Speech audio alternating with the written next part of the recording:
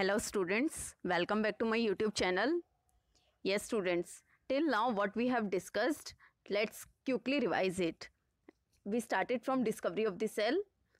Who discovered the cell? We know Robert Hooke discovered the cell. How the discovery of the cell was done. कैसे cell discover हुआ था हमें पता है. उसके बाद हमने किसकी बात करी थी? यूनिसेलुलर एंड मल्टीसेलुलर ऑर्गेनिजम्स की.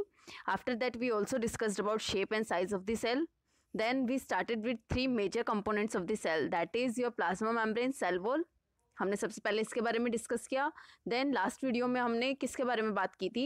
Structure and function of the nucleus. Okay, उसके बेसिस पे हमने ऑर्गेनिजम्स को दो कैटेगरीज में डिवाइड किया था. कौन कौन से दो थे? Prokaryotic and eukaryotic organisms. Today what I am going to tell you all is about cytoplasm. हम स्टार्टिंग कहाँ से करेंगे? साइटोप्लाज्म में, साइटोप्लाज्म से, और उसके बाद हम एक एक सेल ऑर्गेनल के बारे में पढ़ेंगे. ओके बच्चों, तो यहाँ पे देखो, ये जो साइटोप्लाज्म है, अगर सिंपली मैं यहाँ ड्रॉ करूँ, मैंने आपको पहले भी बताया है, ये ब्लैक कलर से अगर मैं सेल ड्रॉ कर रही हूँ, एक सेकेंड, अगर ये मैं ब्लैक कलर से सेल ड्रॉ कर रही हूँ, ग्रीन कलर से मानो मैंने इसमें न्यूक्लियस ड्रॉ कर दिया, सेंट्रल रीजन में आपको न्यूक्लियस मिलता है. देन जो पिंक कलर से है, ब्लैक कलर से जो आपको नजर आ रहा है, तीन मेजर कंपोनेंट्स की बात करी थी. सेल को आप एकदम सिंपलेस्ट वे में ड्रॉ करते हो तो सबसे बाहर आपको क्या नजर आता है? ब्लैक कलर से क्या नजर आ रहा है? This is your plasma membrane, outer most covering है. जो सेंट्रल रीजन में आपको क्या नजर आ रहा है? न्यूक्लियस. थर्ड कंपोनेंट जो है, आपको सेल के अंदर क्या मिलता है? ये पिंक कलर से जो डॉट डॉट से मैं शो कर रही हूँ, एक लिक्विड टाइप मटेरियल प्रेजेंट होता है जिसे आप फ्लूइड बोल सकते हो. It's name is cytoplasm. आपके सेल में, यस, आपके सेल में देख रहे हो प्लाज्मा मेम्ब्रेन और न्यूक्लियस के अलावा ये थर्ड कंपोनेंट आपको क्या नजर आ रहा है? साइटोप्लाज्म. ओके, तो साइटोप्लाज्म का ये फर्स्ट पॉइंट यहाँ क्या लिखा है? This cytoplasm is the fluid content inside the plasma membrane. Plasma membrane के अंदर एक लिक्विड टाइप आपका कंटेंट होता है जिसे आप बोल रहे हो फ्लूइड, और जिसका नाम क्या है? साइटोप्लाज्म. ओके, ये पॉइंट आपका फर्स्ट पॉइंट क्लियर हुआ. सेकेंड पॉइंट क्या है? It contains many specialised cell organelles. यहाँ देखो, मैं एक और कलर से जिस साइटोप्लाज्म में आप क्या देखोगे? डिफरेंट सेल ऑर्गेनल्स देखोगे. एक एक सेल ऑर्गेनल के बारे में अभी हम पढ़ेंगे बाद में. इसके बाद न्यूक्लियस के अलावा, न्यूक्लियस भी आपका एक सेल ऑर्गेनल है. पूरे साइटोप्लाज्म में एक तरीके से मानो आउटर कवरिंग है, उसके अंदर कुछ लिक्विड टाइप साइटोप्लाज्म प्रेजेंट है, और उसमें आपका अलग सेल, जो अलग अलग सेल ऑर्गेनल्स हैं, क्या कर रही हैं? तैर रही हैं, एक तरीके से स्विम कर रही हैं. तो जो ब्लू कलर से मैं ड्रॉ कर रही हूँ, ये क्या है? आप सिंपलेस्ट वे में ड्रॉ कर रहे हो, इसलिए मैं ऐसे बिल्कुल सर्कल ड्रॉ कर रही हूँ. अदरवाइज हर एक सेल ऑर्गेनल की अपनी शेप है, स्ट्रक्चर है. तो ये समझने के लिए मैं क्या बता रही हूँ कि साइटोप्लाज्म में आपके क्या प्रेजेंट होती हैं? अलग अलग सेल ऑर्गेनल्स. सेकंड पॉइंट यही लिखा है, it contains many specialised cell organelles. हर एक सेल ऑर्गेनल का अपना एक अलग तरीके का स्ट्रक्चर होगा और उनके अपने स्पेसिफिक फंक्शंस होंगे. Okay, the third point here is each of these cell organelles perform a specific function for the cell. जो मैंने अभी आपको बताया कि जो हर एक सेल ऑर्गेनल के बारे में, जो ब्लू कलर से आपको सेल ऑर्गेनल्स नजर आ रहे हैं, हर एक सेल ऑर्गेनल का अपना एक स्पेसिफिक फंक्शन है, उसका कुछ अलग काम है. अभी आप देखोगे कि किसी का प्रोटीन सिंथेसिस काम है, कोई रेस्पिरेशन में हेल्प कर रहा है, कोई सेल को क्लीन करने में हेल्प कर रहा है. तो हर एक सेल ऑर्गेनल का अपना काम है. Is this cytoplasm clear to all of you? ये चीज क्लियर हुई? Yes, your first cell organelle that we are going to discuss is endoplasmic reticulum. इसकी शॉर्ट फॉर्म मैंने यहाँ क्या लिखी है? ER. ओके, इसका फर्स्ट पॉइंट यहाँ मैंने क्या लिखा है बच्चे? It surrounds the nucleus and looks like network of membrane bound tubes and sheets. Exactly जो आपको राइट हैंड साइड नजर आ रहा है. आपने न्यूक्लियस के बारे में पढ़ा था. न्यूक्लियर मेम्ब्रेन जो होगी, जस्ट उसके आप देखोगे, उससे बाहर आपको क्या नजर आएगी? Endoplasmic reticulum. ठीक है, जो न्यूक्लियर मेम्ब्रेन है बिल्कुल उससे अटैच होती है, उससे एसोसिएटेड होती है. उसके जस्ट बाद न्यूक्लियर मेम्ब्रेन और एंडोप्लाज्मिक रेटिकुलम एक दूसरे से एसोसिएटेड होते हैं.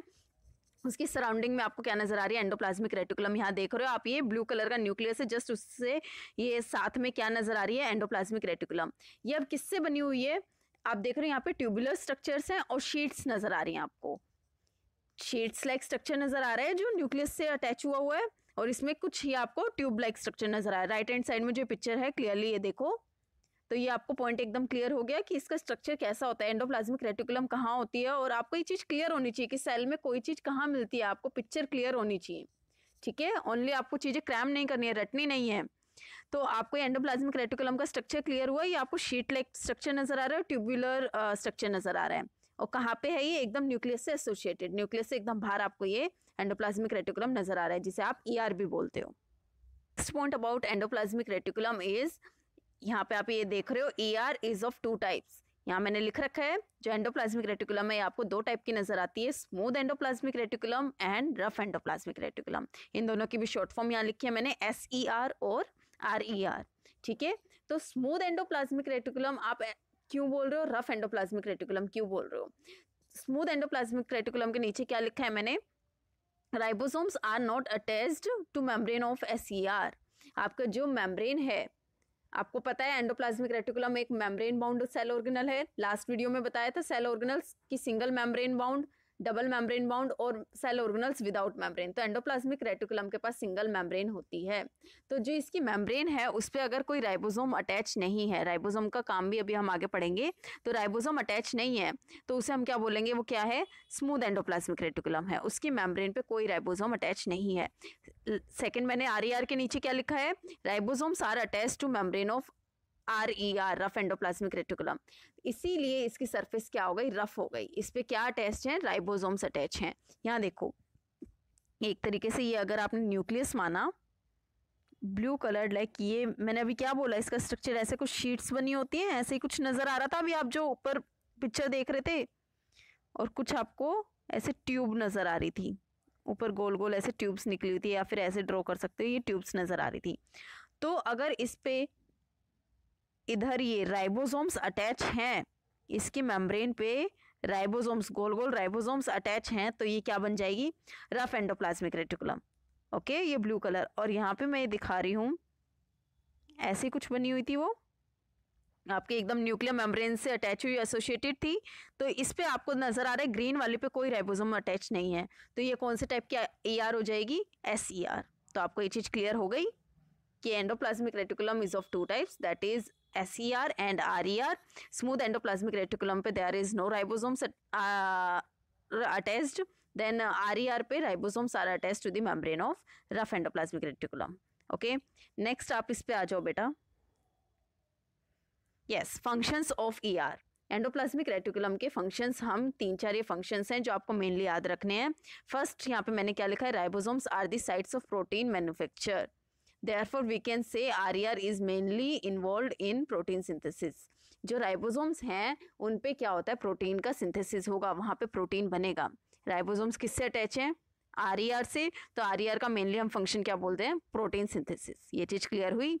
RER पे राइबोसोम से अटैच्ड हैं, और राइबोसोम्स पे आपके क्या होता है, प्रोटीन का सिंथेसिस होता है, राइबोसोम्स पे प्रोटीन बनता है, इसलिए हम RER का फंक्शन प्रोटीन सिंथेसिस बोलते हैं।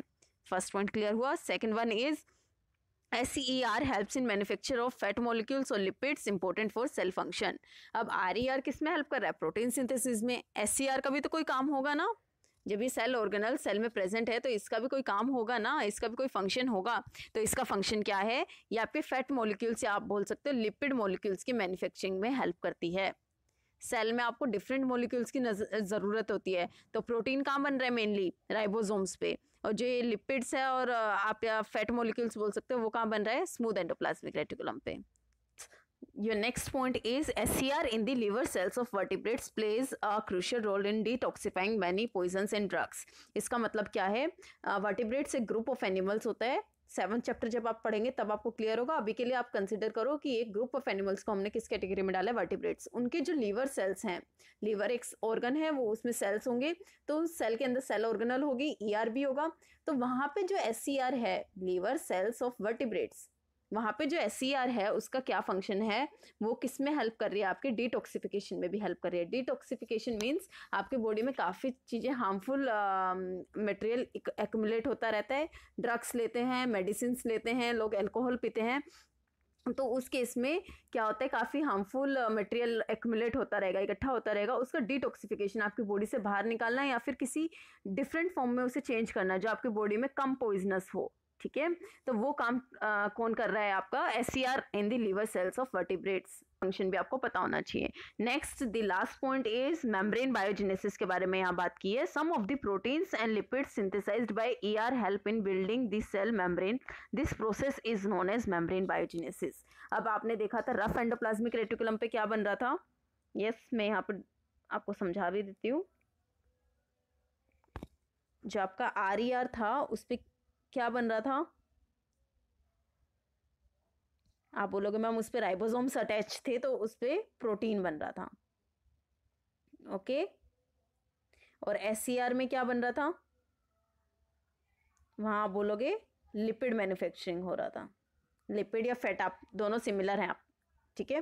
तो ये नेक्स्ट देखो यहाँ क्या लिखा है, they help in building the cell membrane. आपकी सेल मेम्ब्रेन अगर डैमेज हो गई है या फिर कहीं पे न्यू सेल मेम्ब्रेन बननी है, आपको मैंने पहले बताया है जब सेल मेम्ब्रेन के बारे में पढ़ा है कि सेल मेम्ब्रेन किससे बनी होती है, you know it is made up of protein and lipid. तो अगर वो डैमेज हो गई है या फिर न्यू मेम्ब्रेन बननी है तो क्या होगा, यहाँ से जो ये प्रोटीन है और लिपिड है वो वहां पे जाएगा और सेल मेम्ब्रेन सिंथेसिस में हेल्प करेगा। इस प्रोसेस को हम क्या बोल रहे हैं, मेम्ब्रेन बायोजिनेसिस। ये चीज क्लियर हुई, मेम्ब्रेन का बनना, वो प्रोटीन और लिपिड की बनी है। RE और SCR में ये दोनों मटेरियल बन रहे हैं, तो ये किस में हेल्प करेंगे, मेम्ब्रेन के बनने में, डैमेज हो गई है जो भी है उसके को रिपेयर करने में। तो ये मेम्ब्रेन बायोजेनेसिस क्लियर हुआ, that is all about endoplasmic reticulum. Next we will talk about Golgi apparatus. Okay, yes beta, first point about Golgi apparatus is it is made up of flattened membranous bound vesicles arranged parallel to each other in stacks which are known as cisterns. Right hand side में आप picture देखोगे, blue coloured nucleus नजर आ रही है, nucleus से just बाहर आपको क्या इससे एसोसिएटेड एंडोप्लाज्मिक रेटिकुलम नजर आ रही है। देन इसके बाहर एक ग्रीन कलर स्ट्रक्चर है, that is your Golgi apparatus. Okay, ये कुछ नहीं है बेटा, मेम्ब्रेन बाउंड ऑर्गेनल है, ये तो आपको पता ही है, सिंगल मेम्ब्रेन इसके पास होती है। तो ये मेम्ब्रेन बाउंड वेसिकल्स हैं, ये क्या है, पैरेलली एक दूसरे से पैरेलली एक के ऊपर एक अरेंज हुई हुई है। ये ग्रीन कलर की नजर आ रही है ना, एक दूसरे से पैरेलली अरेंज हुई हुई है। स्टैक्स, स्टैक्स का मतलब ढेर, जैसे बोरियां एक के ऊपर एक आप रखते हो, इस तरीके से ये पैरेलली एक के ऊपर एक रखी हुई है मेम्ब्रेनस वेसिकल्स। और इन्हें हम हर एक को क्या बोलते हैं, सिस्टन्स। यहाँ मैंने लिखा भी है CISTERNS। ये चीज क्लियर हुई कि ये क्या है, नथिंग। इसके स्ट्रक्चर आपको पता होना चाहिए। गोल्गी apparatus क्या है, मेम्ब्रेन बाउंड वेसिकल्स आपके कैसे अरेंज हैं, पैरेलली एक के ऊपर एक, इन अ स्टैक्ड मैनर, स्टैक्स लगे हुए हैं, ठीक है। और हर एक इसको हम क्या बोल रहे हैं, सिस्टन्स बोल रहे हैं। नेक्स्ट अगर हम talk about the functions of Golgi apparatus, ये एक ही पॉइंट में यहाँ मैं बताती हूँ। It's functions include the storage, modification and packaging of products in vesicles. क्या हो रहा है बेटा, एंडोप्लाज्मिक रेटिकुलम में जो मटेरियल बन रहा है, आपका फैट बन रहा है, लिपिड है या फिर प्रोटीन बन रहा है, जो वहाँ पे मटेरियल बन रहा है वो क्या होगा, एंडोप्लाज्मिक रेटिकुलम से गोल्गी apparatus के पास आएगा। यहाँ पे उसका स्टोरेज मतलब वो स्टोर होगा। नेक्स्ट क्या लिखा है, उसका मॉडिफिकेशन होगा। मॉडिफिकेशन का मतलब समझते हो ना, कोई चीज सिंपलर फॉर्म में है, अब उसमें कुछ ना कुछ ऐड करना है या फिर डिलीट करना है, जो भी काम होना है, मॉडिफाई होना है। फैक्ट्रीज में देखते हो एकदम रफ कुछ बन के जाती है चीज, फिर नेक्स्ट आगे जाती है, वहां पे उनकी कटिंग होगी, फिनिशिंग दी जाती है, मॉडिफाई किया जाता है, कुछ ऐड किया जाएगा, कुछ डिलीट किया जाएगा।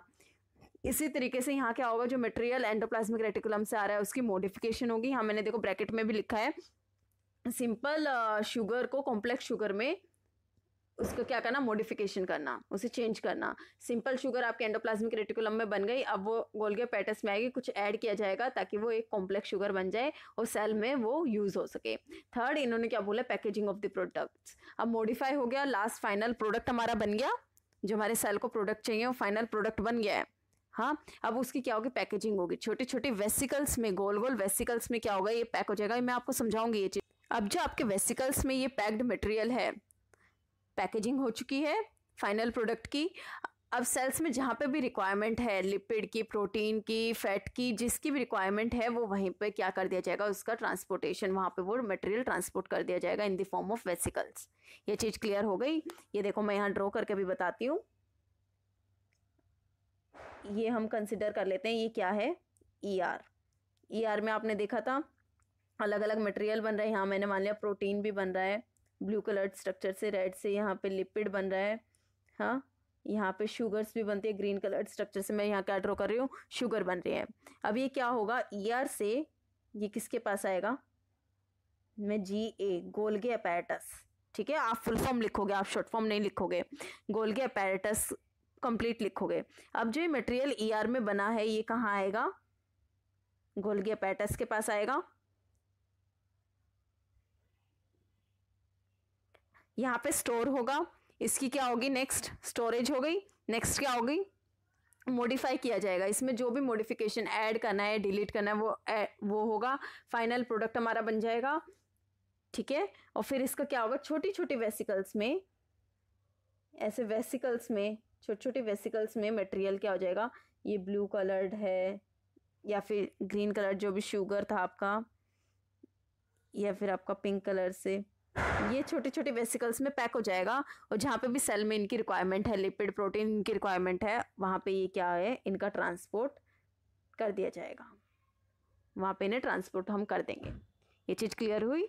हाउ दी थिंग्स हैपन, आपका ईआर में मटेरियल सिंथेसिस हो रहा है मेनली, गोल्गी एपेटस में उसकी स्टोरेज हो रही है, मॉडिफाई हो रहा है और पैक्ड होके उस मटेरियल को ट्रांसपोर्ट किया जा रहा है। Okay, next cell organelle is lysosome.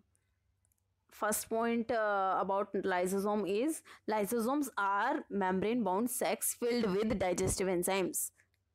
बहुत ही सिंपल इसका स्ट्रक्चर है, ऐसे सिंपल एक मेम्ब्रेन है, मेम्ब्रेन बाउंड क्या है, एक सैक बना हुआ है।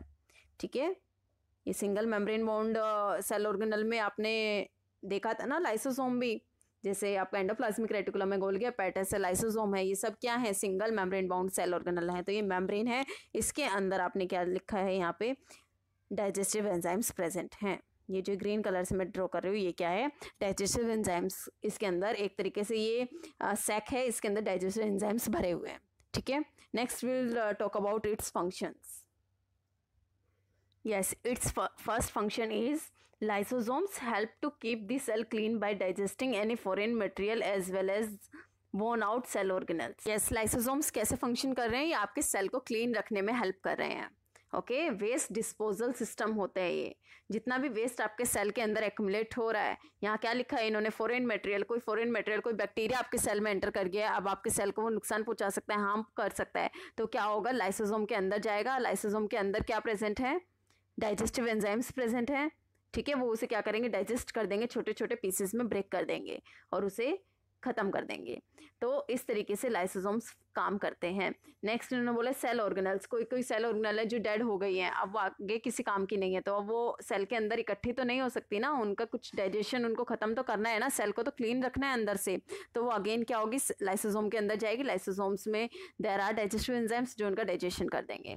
तो इस तरीके से सेल के अंदर क्लीनलीनेस रखना, क्लीन रखना, वेस्ट डिस्पोजल सिस्टम की तरह कौन काम कर रहा है, आपका लाइसोसोम। ओके, यहाँ देखो मैंने ये आपको फ्लो डायग्राम बना के समझाया भी है। फॉरेन मटेरियल या कोई ओल्ड ऑर्गेनल है जो ऑर्गेनल अब आगे काम की नहीं है, ठीक है, या कोई foreign material like your bacteria, अब उसने नेक्स्ट क्या किया, एंटर किया किसमें, लाइसोसोम में, लिखा है ना यहाँ पे। हाँ, लाइसोसोम में अब क्या प्रेजेंट है, नेक्स्ट मैंने क्या लिखा है, एंजाइम्स प्रेजेंट है, और ये एंजाइम्स क्या करेंगे, enzymes break them into small pieces. Okay, मैं यहाँ पे आपको ड्रॉ करके नजर दिखा देती हूँ। ये रेड कलर से मैं आपको, फॉरेन मटेरियल रेड कुछ डेंजर कलर के लिए हम यूज़ करते हैं ना, तो ये रेड कलर के क्या हैं, फॉरेन मटेरियल है जो आपके सेल के लिए सही नहीं है, इसको हमें क्या करना है, डाइजेस्ट करना है। तो ये क्या करेगा, जो लाइसोसोम है उसके अंदर जाएंगे, और लाइसोसोम में हमारे क्या प्रेजेंट है, ग्रीन कलर से मैं क्या दिखा रही हूँ, डाइजेस्टिव एंजाइम्स प्रेजेंट है। ओके, एक सेकेंड बेटा, ये अब क्या करेंगे, जो ये रेड कलर का फॉरेन मटेरियल था या डेड सेल ऑर्गेनल थी या जो भी चीज़ है आपके सेल को क्लीन करनी है, ठीक है, वो सेल में अब नहीं रहनी है, उसको क्या करेंगे, छोटे छोटे पीसेस में ब्रेक कर देंगे। आप देखोगे जो रेड पीस, जो फॉरेन मटेरियल था, ऐसे छोटे छोटे पीसेस में इन्होंने क्या कर दिया, ब्रेक कर दिया, इनका डाइजेशन हो गया। तो दैट्स हाउ लाइसोसोम्स वर्क, वो आपके सेल को कैसे क्लीन रखते हैं, ये चीज़ क्लियर हो गई। तो कौन हेल्प कर रहा है लाइसोसोम को इन चीज़ों को डाइजेस्ट करने में, दिस डाइजेस्टिव एंजाइम्स, ये पावरफुल डाइजेस्टिव एंजाइम्स होते हैं, ये इनको सेल को क्लीन करने में हेल्प कर रहे हैं। Okay, next point, yes C, during the disturbance in cellular metabolism lysosomes may burst and the enzymes digest their own cell, therefore lysosomes are known as suicide bags of a cell। ये बेटा इसे star mark कर लो, they ask you in the exam which cell organelle is known as suicide bag of a cell. Okay, तो आपको पता होना चाहिए दैट इज योर लाइसोसोम। अब ये क्यों सुसाइड बैग बोलते हैं हम इसे, क्या हो गया आपके सेल में, आपको पता है डिफरेंट रिएक्शंस चल रही हैं आपके सेल में, आप मान सकते हो अलग अलग सेल ऑर्गेनल एक मशीन की तरह काम कर रहे हैं। तो आपके सेल के मेटाबॉलिज्म में जो अलग अलग रिएक्शन चल रही हैं उसमें कुछ डिस्टर्बेंस हो गई है, ठीक है, कुछ डिस्टर्ब हो गया है, सो दैट आपके cell should not live more, जो आपका सेल है उसे और आगे कंटिन्यू नहीं रखना, उसे और जिंदा नहीं रहना। तो क्या होगा, अब वो आगे जिंदा कंटिन्यू रहेगा, जिंदा रहेगा तो वो आपकी बॉडी में और कुछ हार्म कर सकता है, ठीक है, क्योंकि आपके सेलुलर जो सेल के अंदर मशीनरी है उसमें कुछ डिस्टर्बेंस हो चुकी है। तो अब क्या होगा, लाइसोसोम्स क्या होंगे, बस्ट हो जाएंगे, वो फट जाएंगे, और उनके अंदर क्या है, जैसे गुब्बारा फटता है तो पानी बाहर आ जाता है, हाँ, तो उसी तरीके से उसके अंदर क्या है, डाइजेस्टिव एंजाइम्स हैं, तो वो बर्स्ट होगा, तो क्या होंगे, digestive enzymes will come out, हाँ, और वो क्या करेंगे, पूरे के पूरे सेल को डाइजेस्ट कर देंगे। अभी तक क्या हो रहा था कि सेल के अंदर जो भी डेब्रिस थी, जो भी गंदगी थी या डेड सेल ऑर्गेनल्स थी, जो भी था फॉरेन मटेरियल था, वो लाइसोसोम के अंदर जा रहा था और उसका डाइजेशन हो रहा था। बट अब क्या हो गया, पूरे के पूरे सेल की मशीनरी में कुछ डिस्टर्बेंस हो चुकी है, so that this cell should not live more. तो अब क्या होगा, जो आपका लाइसोसोम है वो बस्ट हो जाएगा, वो फट जाएगा, और इसके अंदर के डाइजेस्टिव एंजाइम्स बाहर आ जाएंगे और पूरे के पूरे सेल को इनगल्फ पूरा डाइजेस्ट कर देगा। तो ये सेल के लिए खुद बस्ट हो गया। तो इस that's why this lysosome is known as suicide bag of a cell. यहाँ पे आपको ये नजर भी आ रहा है कि ये कैसे बस्ट होता है। और आपका digestive quickly revise the things which we have discussed today. Firstly, we discussed about cytoplasm. Cytoplasm is the fluid content inside the plasma membrane. ये आपके जो plasma membrane के अंदर fluid content present है, that is known as cytoplasm. Cytoplasm में अलग अलग cell organelles present होती हैं जिनका अपना अपना काम है, specific function है। Okay, next we talked about endoplasmic reticulum. Endoplasmic reticulum आपका किससे associated होता है, न्यूक्लियर मेम्ब्रेन से associated होता है, just उसके बाहर आपको मिलता है। It is of two types, SER and rough endoplasmic reticulum. Rough endoplasmic reticulum की membrane rough क्यों है, because ribosomes are attached to its membrane. Ribosomes का फंक्शन क्या है, प्रोटीन सिंथेसिस, दैट्स वाई हम आरईआर का फंक्शन भी क्या बोल देंगे, प्रोटीन सिंथेसिस। नेक्स्ट एसईआर का क्या फंक्शन था, लिपिड सिंथेसिस। ये दोनों आपका मेम्ब्रेन बनने में हेल्प करते हैं, that process is known as membrane biogenesis. SER का एक और फंक्शन हमने पढ़ा था, detoxification. Next we talked about Golgi apparatus. Golgi apparatus आपको नेक्स्ट ईआर से नेक्स्ट आपको क्या मिलता है, गोल्गी एपैरेटस पैरेलली जो आपके वेसिकल्स अरेंज्ड होते हैं। ओके, तो जो मटेरियल आपका एंडोप्लाज्मिक रेटिकुलम में सिंथेसिस हो रहा था जिस मटेरियल का, वो क्या होता है, गोल्गी एपैरेटस में आएगा, यहाँ उसकी स्टोरेज होगी, मॉडिफिकेशन होगा, जो भी ऐड ऑन होना है, डिलीट होना है, जिस टाइप की मॉडिफिकेशन होना है, मॉडिफिकेशन का मतलब आपको पता है, एक as a simple English word आप यहाँ पे मानो, वो उसके मॉडिफिकेशन होगा, फाइनल प्रोडक्ट बनेगा, उसकी पैकेजिंग होगी, और पैक्ड प्रोडक्ट जो प्रोडक्ट है उसका जहाँ पे भी नीडेड है, वो जहाँ पे भी रिक्वायरमेंट है आपके सेल में, वहाँ पे उसका ट्रांसपोर्ट होगा, वहाँ पहुँच जाएगा। ठीक है, last we talked about lysosomes. Lysosomes एक मेम्ब्रेन बाउंड सेल ऑर्गेनल है जिसके अंदर क्या है, डाइजेस्टिव एंजाइम्स प्रेजेंट हैं। जो सेल के अंदर डेब्रिस हैं, जो भी आपके डेड सेल ऑर्गेनल है या फॉरेन मटेरियल है जो आपके सेल को हार्म कर सकता है, वो लाइसोसोम में जाएगा। लाइसोसोम में देयर आर डाइजेस्टिव एंजाइम्स, वो उसको डाइजेस्ट कर देंगे। ओके, लास्ट पॉइंट हमने पढ़ा है लाइसोसोम के बारे में, they are known as suicidal bag of a cell. क्यों, क्योंकि जब सेल की मशीनरी में डिस्टर्बेंस आ गया, so that the cell should not live more, तो ये क्या होगा, लाइसोसोम बस्ट हो जाएंगे, डाइजेस्टिव एंजाइम बाहर आएंगे और वो पूरे के पूरे सेल को डाइजेस्ट कर देंगे। That last, I am writing 2 questions here. You have to answer those questions in comment box. Okay, name 2 types of endoplasmic reticulum. इसी का second part है आपका, what is the function of ribosomes? Okay, your second question is why the lysosomes are known as suicide bag of the cell. Okay, ये दोनों question का आप answer देंगे मुझे। पूरा जो कंटेंट आपको पढ़ाया है आज, जो भी समझाया है, वो रिवाइज करेंगे। Okay, that is all for today.